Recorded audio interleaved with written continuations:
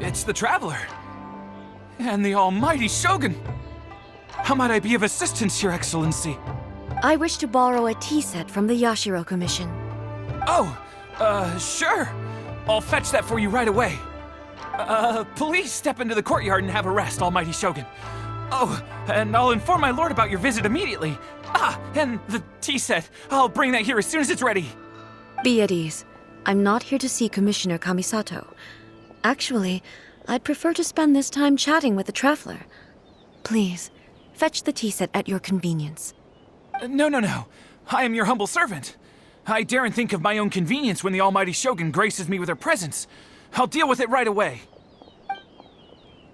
Well, it's not often we have the chance to chat.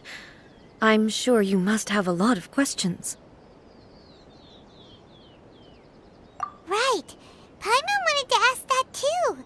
The almighty Shogun that he described didn't sound anything like you at all. I seldom had the time to drink tea. Any free time I had was spent practicing martial arts. So, in the vast majority of cases, the one he made tea for was the former Electro Archon, who was also my sister, Raiden Makoto. He may well have had an inkling about there being two Raiden Shoguns, but he always acted as if he was completely unaware of it. The philosophy of life that he shared with us just now, that was Makoto's view on reality. She always saw things that way. You and Makoto had pretty different views, huh? Indeed we did. It was the biggest difference between us. In her eyes, the most precious things in this world were dreams. The yearning for a better future held by living beings. They are similar, but not identical. When you came charging into the plane of Euthymia, I saw human aspirations light up the sky far above in the form of countless stars. This somewhat shook me. Now, it seems like she was right, while I took the wayward path. Wow, there sure was a lot going on beneath the surface. Makoto saw a bigger picture than I did. In her view, a dream is more imaginary, more abstract than an ambition. An ambition is a yearning for something material or a concrete outcome. It is finite in nature and will be replaced by a new ambition in due course. Makoto was more concerned with the force that drives humans to constantly generate new ambitions in the first place. It is something innate, rooted in instinct.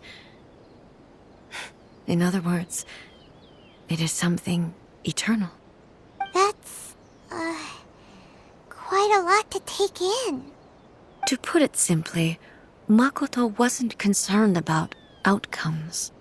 I didn't understand at the time. How can we say that we are maintaining eternity when things are constantly moving forward and evolving? I suppose what it comes down to is the definition of eternity she set out with. Yes, it does.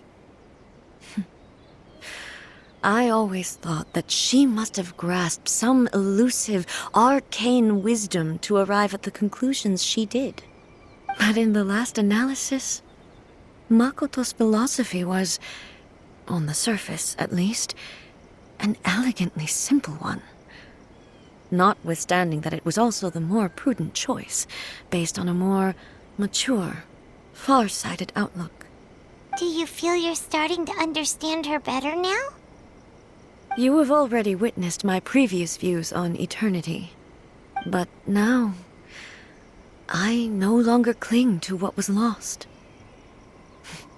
I suppose that means our differences have been reconciled. Almighty Shogun, I found a tea set.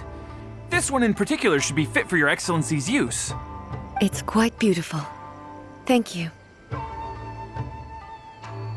You are too kind. A humble servant such as I does not deserve the gratitude of the almighty Shogun. It's all good, sir. She's actually pretty chill. Let us return. We ought not keep Furuyama waiting too long.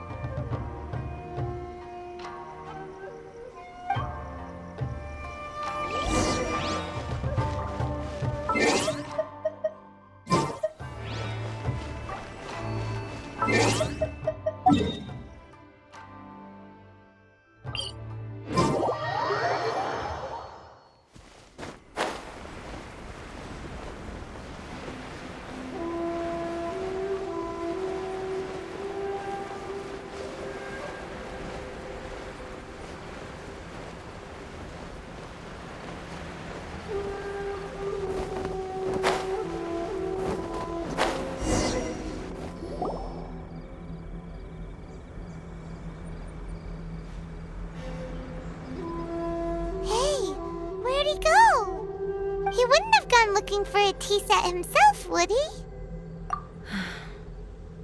Or perhaps the ley lines did not have the power to sustain him for very long, as was the case with the memory we saw earlier. So we won't get to drink his tea? We didn't even have a chance to say goodbye. The information held in the ley lines is complex and disorderly.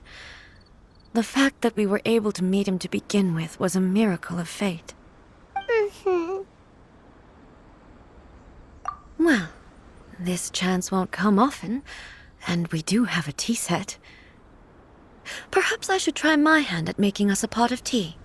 I've watched Furuyama brew tea on many occasions. I doubt I should have any major problems doing it myself. The tea is ready. Please give it a try. So many thoughts were racing through my head as I was brewing it. I'm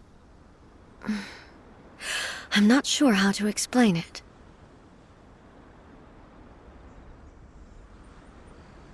You're right. But the things we've seen today have brought back many memories for me. I've been reminded of many people, too. Kitsune Saigu, Makoto, and all the other friends who I watched pass even further back.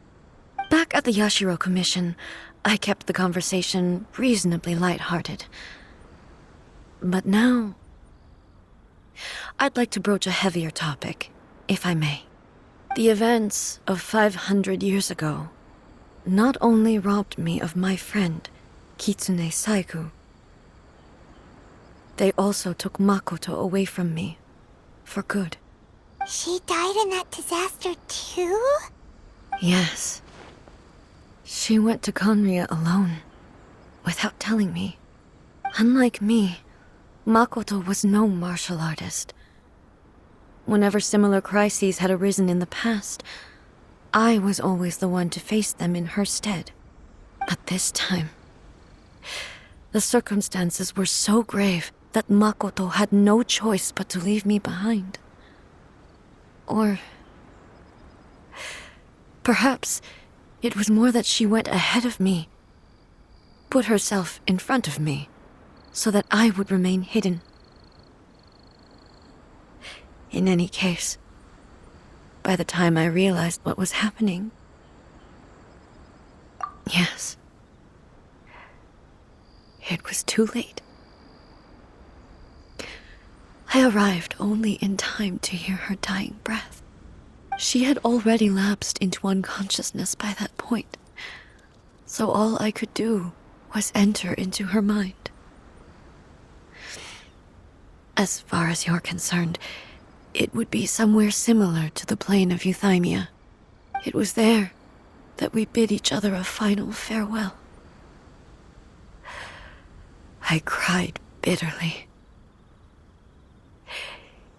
Even in those final moments, I couldn't understand her actions. Why did she go to Conria first, and not I? Why did she keep me in the dark about it? Was it to shield me? It was there and then that I resolved to pursue eternity.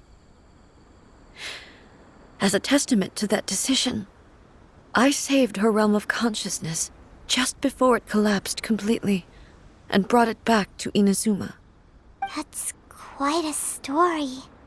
When I returned to Inazuma, I was shocked to find that a great sakura tree had appeared on Mount Yogo. The tree that you know as the sacred sakura. That's exactly what everyone back then told me as well. That it had existed since time immemorial.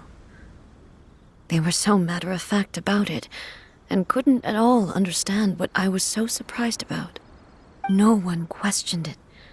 And yet, its presence contrasted so starkly with the area as I remembered it.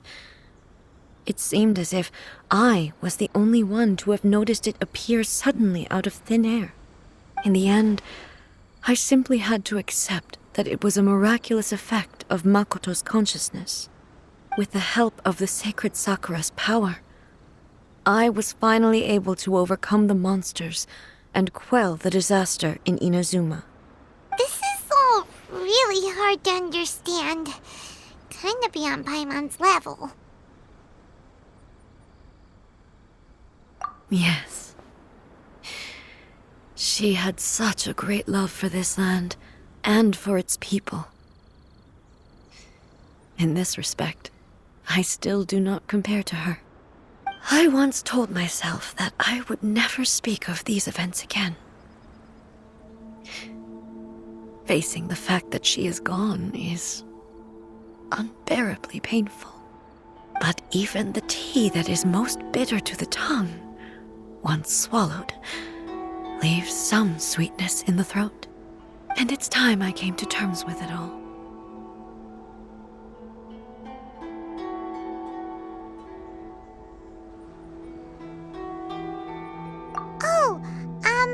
While we're on the topic, since you experienced that battle in person...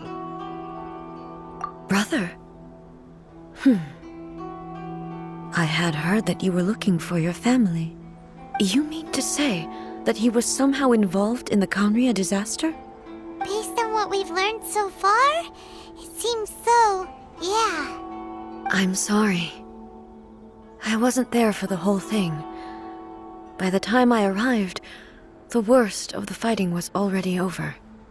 And also, my mind was consumed entirely with the plight of Inazuma and the fate of those closest to me.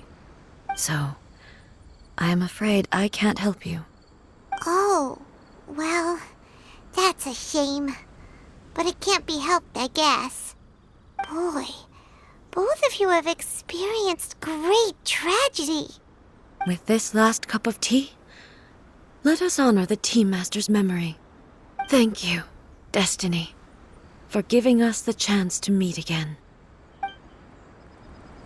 We should go. Let's keep following the traces. Very well. Based on my investigation so far, I believe this next pack of monsters should be the last.